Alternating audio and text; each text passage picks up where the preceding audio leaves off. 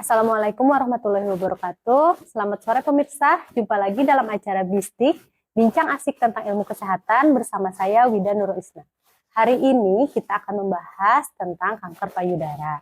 Tentunya saya tidak sendirian. Telah hadir bersama saya Dr. Muhammad Amin, spesialis bedah, konsultan onkologi FICS. Selamat sore dok. Selamat sore. Gimana kabarnya dok? Alhamdulillah baik. Terima kasih ya dok ya sudah menyempatkan waktu di tengah kesibukan dokter ya dok ya. Dok, hari ini kita akan ngobrol-ngobrol seru tentang kanker payudara dok. Mungkin kanker payudara ini hal yang sangat menakutkan bagi sebagian besar perempuan ya dok ya. Nah, mungkin karena ketidakjelasan informasi yang didapatkan oleh perempuan itu. Jadi sebenarnya kanker payudara itu apa sih dok? Kanker payudara ya. Memang hal yang menakutkan, wajar karena kanker payudara itu malah salah satu kanker yang paling banyak kejadiannya. Nah, pada perempuan itu justru kejadian kanker nomor satu ya di dunia itu kanker payudara. Nah, kalau kita tanyakan lebih lanjut kanker payudara itu apa? Jadi kanker payudara itu adalah tumor ganas yang terjadi pada payudara. Ya, tumor itu kadang takut ya, masyarakat itu mendengar kata tumor itu takut. Padahal ya tumor memang penyakit. Semua benjolan yang muncul di tubuh manusia yang harusnya tidak ada atau tidak normal itu kita sebut tumor. Nah, tumor itu sendiri itu terbagi dua. Ada tumor jinak, ada tumor ganas. Nah, kemudian yang tumor jinak biasanya kita cuma sebut tumor aja. Kemudian yang tumor ganas itu kita sebut dengan kanker ya. Nah, kanker yang terjadi pada payudara berasal dari sel-sel payudara, itu kemudian lebih spesifik lagi kita sebut dengan kanker payudara. Oh, begitu ya dok. Untuk faktor resikonya itu apa saja dok? Ya, faktor risiko kanker payudara itu secara garis besar terbagi dua ya. Ada faktor risiko yang bisa dimodifikasi, ada faktor risiko yang tidak bisa dimodifikasi ya. Faktor risiko yang tidak bisa dimodifikasi itu artinya ya sudah, orang itu punya risiko tersebut dan dia nggak bisa ngapa-ngapain gitu loh. Sudah memang itu sudah ada pada dirinya dan dia tidak bisa ngapa-ngapain sehingga itu ya dia berarti mempunyai kecenderungan lebih tinggi untuk kena kanker payudara. Nah, faktor risiko yang tidak bisa dimodifikasi itu jenis kelamin ya. Jadi perempuan itu lebih tinggi kemungkinan kena kanker payudaranya dibanding laki-laki. Jadi jangan salah, kanker payudara itu juga bisa pada laki-laki. Bisa ya dok ya? Ya, tapi lebih sedikit ya. Jadi satu di antara 100 kejadian kanker payudara itu terjadi pada laki-laki. Jadi kejadiannya berarti ya 100 banding 1 berarti ya.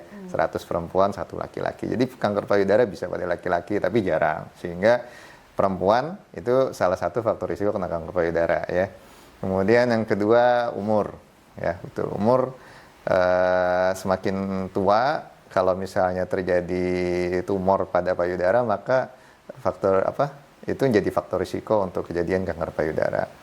Yang ketiga itu usia menarche. Menarche itu usia seorang perempuan itu haid untuk pertama kalinya. Jadi semakin muda dia menarche, semakin muda dia haid untuk pertama kali, nah itu semakin tinggi untuk menderita kanker payudara kemungkinannya.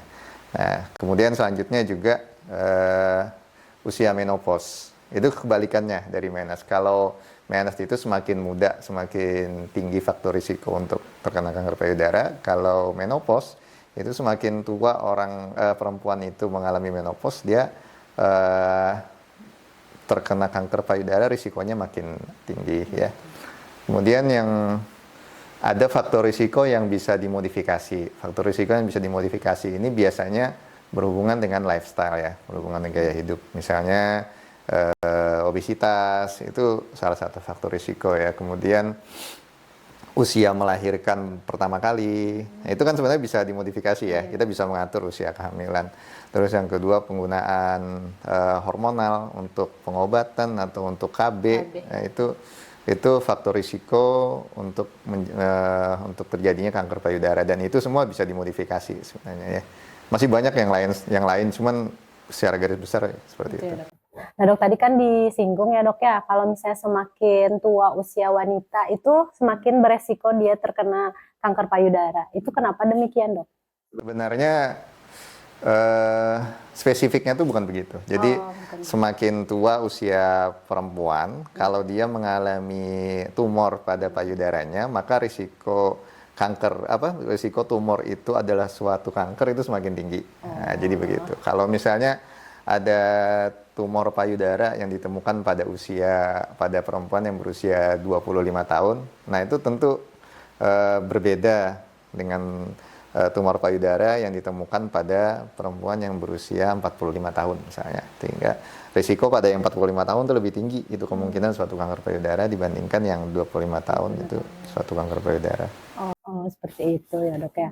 Terus dok, kalau misalnya tadi kan kenapa berat badan berlebih itu juga dok bisa menjadi faktor risiko dok? Lebih jadi perempuan yang obesitas itu lebih tinggi ya dok ya resikonya untuk terkena kanker payudara. Itu gimana dok bisa seperti itu? Tadi kan saya sebutkan di salah satu faktor risiko yang bisa dimodifikasi itu salah satunya obesitas. Jadi kanker payudara itu salah satu kanker yang dalam dunia medis itu disebut dengan kanker yang hormonal dependent. Jadi dia sangat bergantung kepada kondisi hormonal si penderita. Ya. Kalau sering orang awam itu bilangnya begini, kalau kanker payudara itu diberi makan sama hormonnya, gitu ya. Jadi yang berpengaruh itu pada kanker payudara sebagian besar, ada jenis kanker payudara yang tidak tergantung hormon, ada. Sebagian besar itu tergantung dengan hormon estrogen, ya. Sehingga faktor-faktor yang saya sebutkan tadi, faktor risiko yang baik bisa dimodifikasi maupun yang faktor risiko yang tidak bisa dimodifikasi itu sebenarnya menunjukkan bagaimana paparan seorang wanita terhadap hormon estrogen. Misalnya ya, hormon estrogen itu kan mulai banyak diproduksi pada saat wanita mulai mens ya. Mulai mens sampai dia menopause ya. Itu paling banyak paparan terhadap hormon estrogen, sehingga semakin dia muda mulai mensnya dan semakin dia tua menopausnya, maka jumlah paparannya kan semakin banyak. Nah, sehingga itu menyebabkan risiko kanker payudaranya juga semakin tinggi. Nah, sama dengan obesitas. Jadi pada perempuan yang memiliki sel lemak yang banyak, itu hormon estrogennya lebih tinggi dibandingkan perempuan yang lebih kurus, ya. Karena hormon estrogen itu selain diproduksi di ovarium, juga diproduksi oleh sel-sel lemak, sehingga semakin banyak yang dihasilkan. Gitu. Ya, dan semakin banyak hormon estrogen, semakin tinggi risiko untuk terkena kanker payudara. Sama dengan faktor risiko yang lain, kayak yang bisa dimodifikasi, misalnya paparan terhadap hormon ya. Kan hormon itu bisa digunakan sebagai KB, kalau berencana itu, atau digunakan untuk hormon replacement terapi misalnya. Pada perempuan yang kekurangan hormon itu diberikan hormon. Nah, pada saat ditambah paparan hormon estrogen karena terapi itu, maka dia mengalami peningkatan risiko untuk terkena kanker payudara. Oh iya. Baik dok. Terus dok, kalau misalnya ibu-ibu yang memakai KB hormonal ya dok, untuk untuk saran dia bisa mengurangi resiko terjadinya kanker payudara, ada saran nggak dok untuk ibu-ibu yang memakai KB hormonal itu?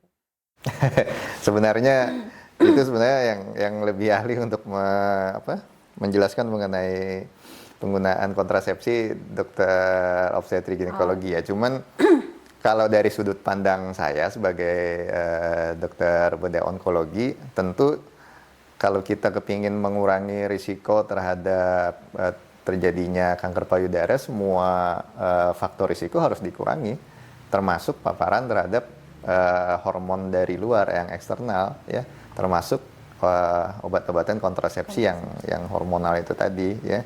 Jadi kalau terutama jika perempuan itu mempunyai faktor risiko yang lain, ya. Misalnya, oh ya, saya tadi lupa menyebutkan ya, faktor risikonya salah satunya juga keluarga dari jalur ibu itu mempunyai riwayat kanker payudara atau kanker ovarium, ya. Itu juga salah satu faktor risiko. Nah, kalau dia mempunyai riwayat seperti itu, orang tua, ibunya atau neneknya, alangkah lebih baik kalau misalnya dia kepingin kontrasepsi, gunakan kontrasepsi yang tidak menambah risiko terjadinya kanker payudara. Jadi gunakan yang non hormonal. Berarti dok, secara garis besar maksudnya itu apabila seorang pasien perempuan mengalami kanker payudara itu besar kemungkinan nanti putrinya juga mengalami kanker payudara dok. Enggak selalu sebenarnya selalu ya. seperti Jadi itu. salah satu faktor risiko. Salah satu ya. faktor risiko. Salah satu faktor risiko. Kalau kita bahas lebih dalam, kanker payudara itu nanti terbagi menjadi dua dari kalau kita pandang dari sisi penyakit ya. Kanker payudara itu ada yang herediter namanya ya. Dia dapat gen dari gen dari ibunya, dari neneknya, kemudian turun dari dia. Kemudian ada yang sporadik namanya. Sporadik tuh dia nggak ada keluarga yang kanker payudara, tapi dia kena gitu loh. Nah justru yang sporadik itu lebih banyak. Nah justru yang sporadik lebih banyak. Sporadik yang malah lebih Ya, banyak ya dok ya. karena yang herediter ini, walaupun ibunya itu ada riwayat kanker payudara atau neneknya misalnya ya, riwayat kanker payudara, nah belum tentu gen itu diwariskan, belum tentu diwariskan. Dan itu kalaupun misalnya dia terkena sementara ibu dan neneknya itu juga kena riwayat kena kanker payudara, ya belum tentu karena dia keturunan gitu loh. Bisa saja dia kena kanker payudara karena memang yang kena yang sporadik itu tadi. Jadi tidak selalu. Tidak selalu ya dok. Tidak selalu. Terus dok, kalau misalnya ibu itu menyusui dok, itu bisa menurunkan faktor resiko itu nggak dok? Betul. Jadi tadi kan saya ada jelaskan mengenai usia melahirkan pertama kali ya. Usia melahirkan pertama kali itu semakin muda dia melahirkan pertama kali itu menurunkan risiko kanker payudara ya. Ya, termasuk menyusuinya. Jadi ibu yang menyusui sampai ASI eksklusif aja sampai 6 bulan itu faktor risiko kena kanker payudaranya turun dibandingkan ibu yang sama-sama melahirkan muda tapi yang satu menyusui satu tidak, yang menyusui lebih bagus. Dia faktor risiko kanker payudaranya berkurang. Oh berarti bagus banget ya dok ya kalau bisa seorang ibu tuh menyusui sampai 6 bulan ya dok ya.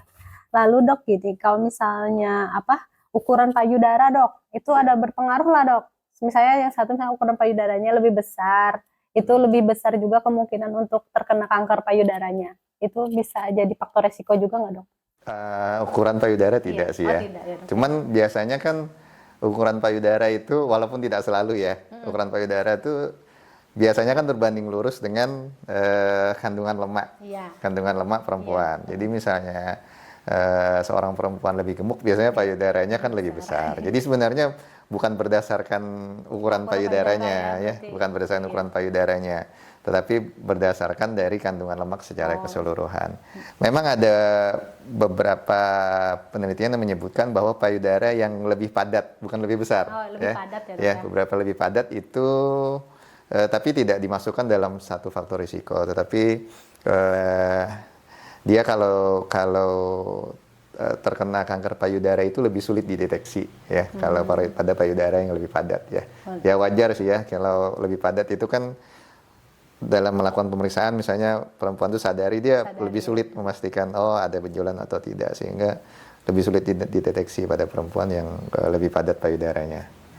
Selain sadari itu dok, cara mendeteksi kalau misalnya seorang perempuan itu terkena kanker payudara itu gimana dok? Jadi kan secara garis besar kanker itu tidak bisa disembuhkan. Dalam artian tidak seperti penyakit yang lain. Misalnya kalau gampangnya patah tulang aja. Patah tulang itu kita operasi, tulang akan nyambung ya. Lukanya hilang dan itu sembuh ya. Itu namanya sembuh. Kalau kanker payudara atau kanker secara keseluruhan itu tidak bisa disembuhkan dalam artian penyakit itu sebenarnya tidak bisa dihilangkan dari tubuh si penderita ya. Yang kita sebut sembuh pada kanker itu adalah kita bisa membuat kanker itu tidak bergejala, artinya benjolannya hilang, terus secara pemeriksaan laboratorium dia sudah tidak terdeteksi lagi. Nah itu kita bisa sembuh dalam kanker ya. Sebenarnya orang itu tetap ada sebenarnya.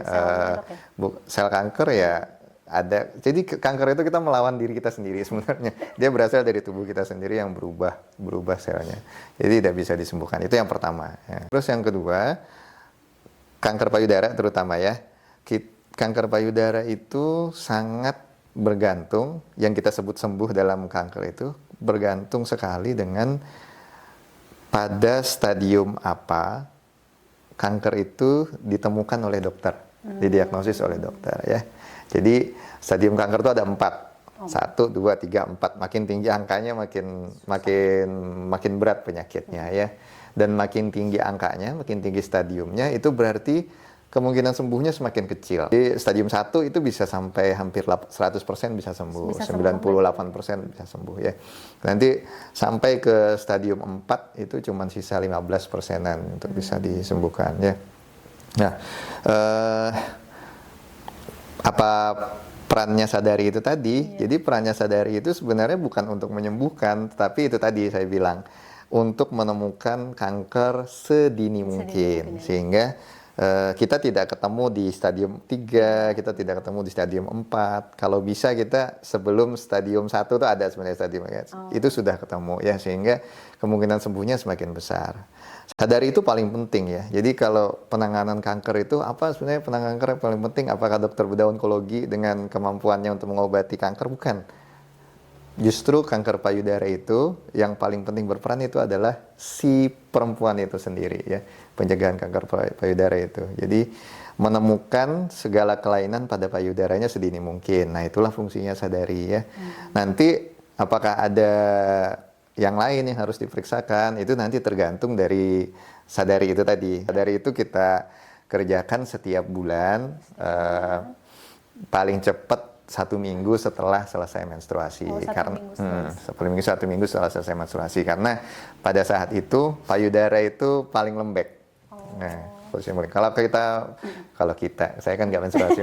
Kalau perempuan menstruasi itu kan bisa dirasakan ya, payudara kan menjadi kencang gitu ya. Nah, itu sulit untuk dilakukan pemeriksaan. Yang kedua sakit, kalau ditekan bisa sakit.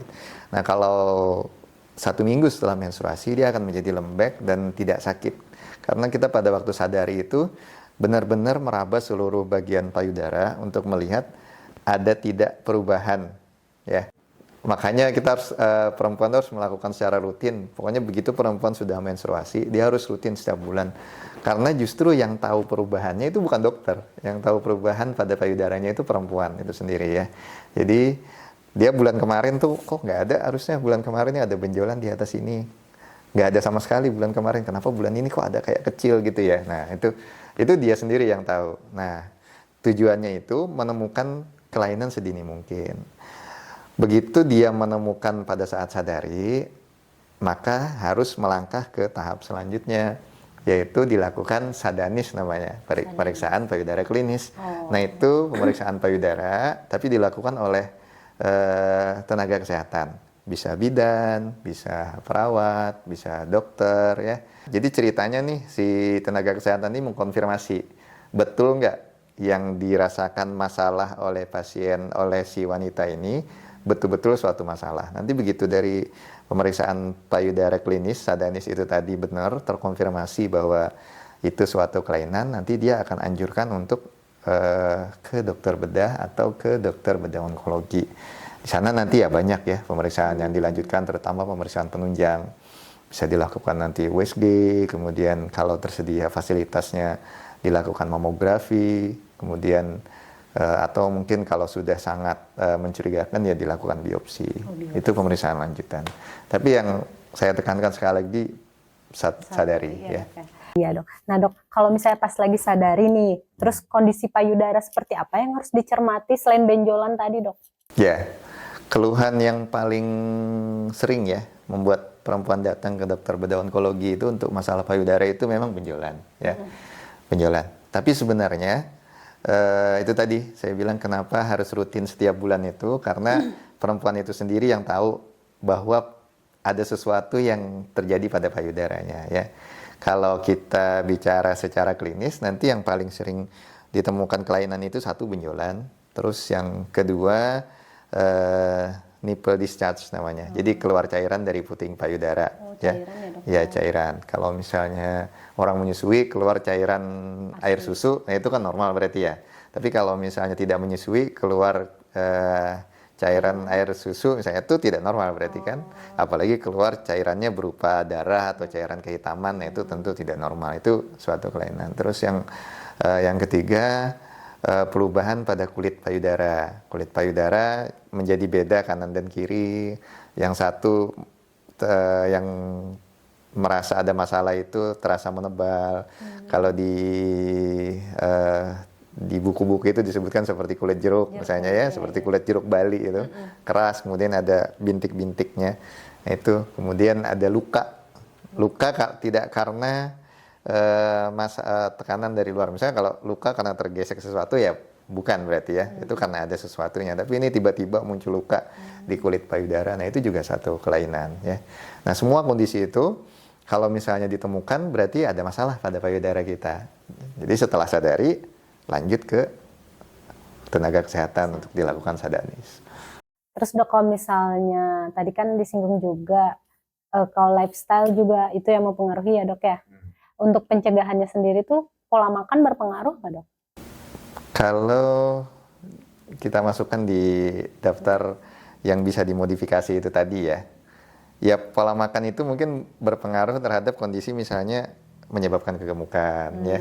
Tapi kalau secara langsung kan di masyarakat kita sering nih kalau misalnya makan makanan yang mengandung pengawet itu bisa menyebabkan kanker. Saya tidak menguasai secara keseluruhan, tapi kalau kanker payudara tidak ya. Kanker payudara tidak. Kemudian makan gorengan, biasanya kan disalahkan itu kan, pengawet atau gorengan itu memang tidak sih kalau kanker payudara. Sebenarnya tidak ada hubungannya dengan makanan secara langsung. Tapi kalau misalnya makanan kemudian menyebabkan obesitas, nah obesitasnya itu yang menjadi faktor risiko kanker payudara. Mungkin agak beda ya. Kalau misalnya pada kanker usus misalnya makan makanan yang dibakar misalnya itu bisa meningkatkan risiko, itu beda lagi kita pembicaraannya. Tapi kalau untuk kanker payudara tidak ada yang spesifik sih mengenai makanannya. Tidak ada yang spesifik ya dok ya. Berarti yang kalau makanan yang berbahan-bahan pengawet kayak gitu dok, mengakibatkan kanker payudara nggak dok? Kanker payudara tidak sih. Tidak juga tidak. Ya. Berarti lebih ke kalau pola makan itu karena mengakibatkan kegemukan, obesitas. Nah itu tuh bisa menyebabkan kanker payudara ya, menjadi salah satu faktor resiko. Ya. Tapi saya bicara mengenai kanker payudara ya. Saya tidak tahu kalau kanker yang lain seperti apa. Iya dok.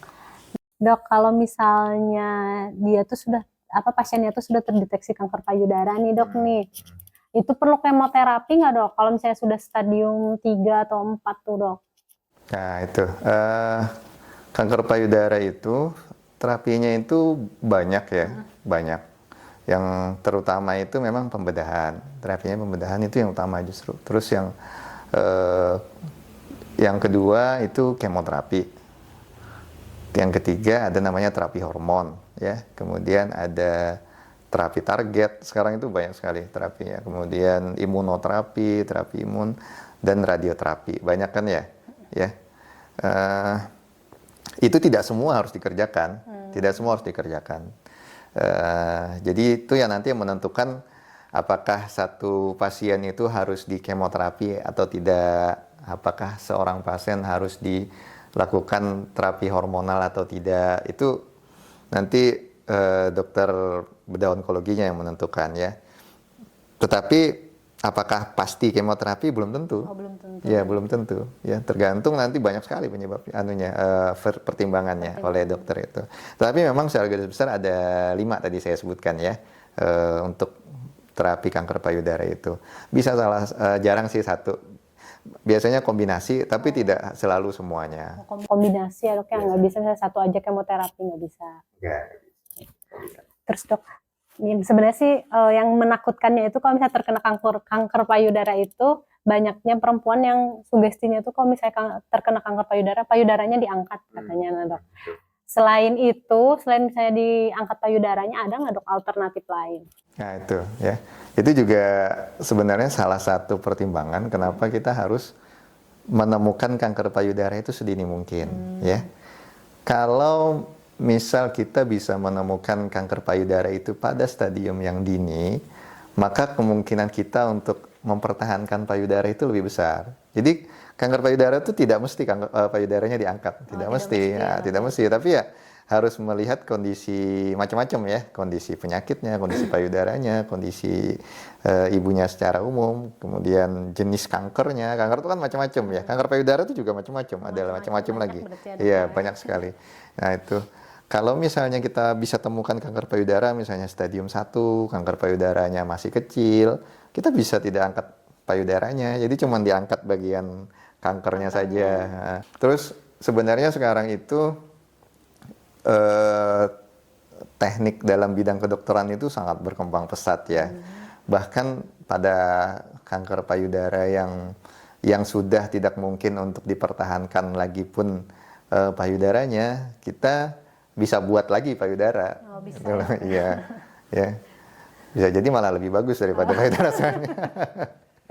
Saking majunya ya dok ya. Iya, jadi namanya teknik rekonstruksi itu sudah berkembang pesat sekarang. Jadi nanti bisa dibuat direkonstruksi lagi payudaranya sehingga walaupun fungsinya bukan seperti semula lagi, tapi paling tidak estetikanya masih bisa didapatkan. Dok, kalau misalnya cara untuk mencegah kanker selain tadi menghindari kayak hormon dari luar, dok, selain itu apa dok? Untuk pencegahan bagi pemirsa di rumah. Tentunya yang dibicarakan kan yang yang bisa dimodifikasi ya. Ya, faktor risiko yang bisa dimodifikasi. Kalau faktor risiko yang tidak bisa dimodifikasi ya sudah, kita nggak bisa ngapa-ngapain. Perempuan kan tidak mungkin jadi laki-laki, umur tidak mungkin kan. Kemudian haid pertama kali kita misalnya umur 10 tahun, masa kita mau dimundurkan jadi 12 tahun, kan tidak mungkin. Kalau yang bisa dimodifikasi yang tadi itu ya, cegah penggunaan kontrasepsi atau obat-obat hormonal, cegah obesitas ya, aktivitas juga ternyata salah satunya, mungkin karena hubungan dengan obesitas itu tadi ya. Ya. Terus yang pasti sadari sih kalau saya bilang ya, deteksi dini itu cara pencegahan kanker yang paling ampuh ya, deteksi dini ya. Luar biasa sekali ya pemirsa, penjelasan dari Dokter Amin sangat-sangat jelas ya. Jadi bisa ditekankan di sini kalau misalnya sadari itu penting setelah haid ya dok ya, dilakukan agar kalau misalnya kita bisa mendeteksi kalau ada kelainan secara dini ya dok ya di payudara kita. Dok, sebelum saya tutup, mungkin ada closing statement yang mau disampaikan kepada pemirsa dok? Itu saja sih, saya sama ya. Jadi yang punya diri kita itu kan perempuannya sendiri ya. Jadi yang bertanggung jawab terhadap kesehatan kita, termasuk kesehatan payudara, itu ya tentu seorang perempuan dengan payudaranya. Sehingga saya pikir sadari itu bukan hal yang berat ya. Dan kita lakukan 1 minggu setelah setiap habis menstruasi. Itu paling lama 6 menit ya. 6 menit itu paling lama karena dia ada 6 langkah, itu 1 langkah ya taruhlah 1 menit ya. 6 menit itu bisa berpengaruh banyak kalau misalnya kita temukan ada benjolan atau ada masalah di payudara kita. Terus yang kedua, setelah sadari saya juga jangan terlalu khawatir ataupun terlalu berprasangka buruk kalau misalnya menemukan misalnya ada benjolan di payudara ya, karena tidak semua benjolan payudara itu ganas yang saya jelaskan tadi. Jadi ada yang jinak, ada yang ganas.